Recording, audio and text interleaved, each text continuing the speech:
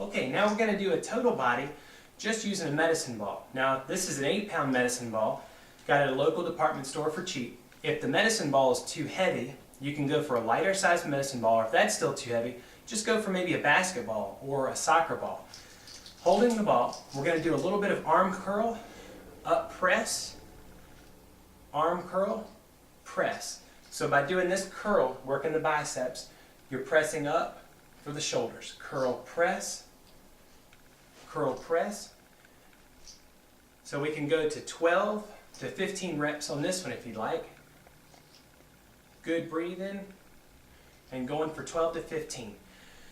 Deep, deep breath. Now this has a handle on it. I got this one because it has a handle. I can row, and if not, just hold on to it with both hands and row together. 2, 3, 4. And see how I'm rowing for the upper back? And that's a good upper back strength builder, but also to help for your posture muscles. I'm using both hands. Now if you do get the one with a single handle, just work on one at a time. 2, 3, 4, 5, and you can go to 12 to 15 with those. Now it's got the single arm curl because I'm holding on to the ball with a strap. Again, if you don't have the strap, you can go back to the curls with both hands. 2, 3, I've just got my hands underneath, my palms are up, and this is different from the first curl I did when my palms were facing each other. That was more of a hammer curl. This is palms up. Good, so just to recap, hands were in with a hammer curl, press, curl, press. Then I'm going for some rowing with both hands, pulling into my chest, or I can do the one arm, pulling into the chest. Taking the one arm with a strap for bicep, 2, 3, and go to 12 to 15 with it, or put both hands under with palms up. 1, 2, 3, 4, and go to 12 or 15. Now if you want to work a little bit for the upper chest, you can take both hands in, lean back just a little bit. So what I'm looking like is here. I'm just doing a little half press. I'm going on about a 30-degree angle, and I'm just pressing up off the chest like I'm trying to throw the ball to somebody if I was playing basketball. And just work on 12 to 15. That works the upper chest. So I'm not going straight up. I'm sort of like I'm going to lob the ball to the person in front of me. Good press. So again, that's what I'm looking like. And a good press for the chest. And deep breath. Good. So I'm going to hang on to the ball, stretch out the back of my legs, and low back. Squeeze with the hips and buns, and I'm going to work on the back of my legs.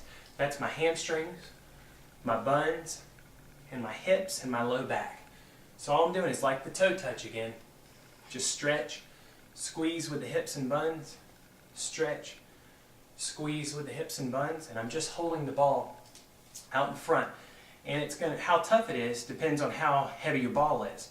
If you've got just a light basketball or soccer ball, it won't be too bad. But an 8-pound or bigger medicine ball, that'll make it a little tougher. Again, low back, hips and buns, hand breathe. Now we can go a little bit wider. You can, with your stance, put the ball to your right knee, up to the middle. Ball to the left knee, up to the middle. And I'm just working on the love handles of the low back, just a good strengthener. I'm looking forward, I'm keeping my back straight, just like with the other one. With the toe touches, I keep looking forward, keeping my back straight. Breathe, breathe, breathe, breathe, and good. You can go 12 to 15 for each side with those, that's fine. Now to hold on the ball, you can put the ball on your right thigh and just do some leg raises. 2, 3, 4, 5, 6, 7, 8, 9, 10, 11, and 12. So the weight is really on my right thigh. Then you can switch sides and go for 12 to 15 with the left side. And breathe. Now if you want to work on holding the ball up to your chest and doing some of those little partial squats, just drop back about 3 to 4 inches, squatting down, keeping buns back. I'm keeping the weight over my center, over my middle. The ball's right up close to my chest. And this is what it looks like. Dropping back, just a barely little squat for 12 to 15. Deep, deep breath. And breathe. Good. Now I can hold on to this and work on a little bit of lunge, a little short step where I'm barely stepping forward. Deep breath. That's 3, 4, 5, 6. And these are great time savers. If you don't have a lot of time, this is really good for the legs. 8. I'm not going too deep. I'm not putting any strain on my knees. I'm barely even touching on the thighs because it's not real deep squat or lunge. Breathe.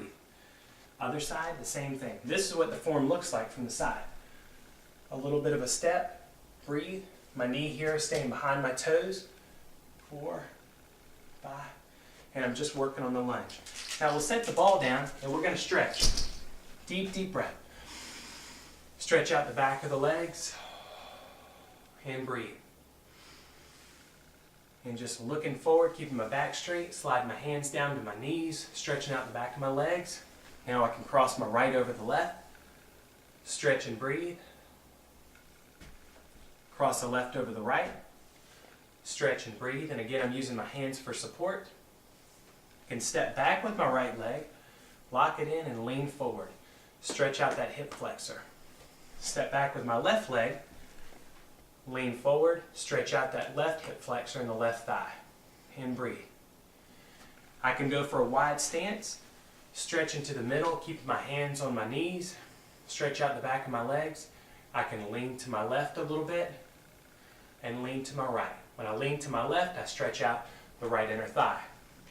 When I lean to my right, I stretch out the left inner thigh. And breathe. All right, thanks.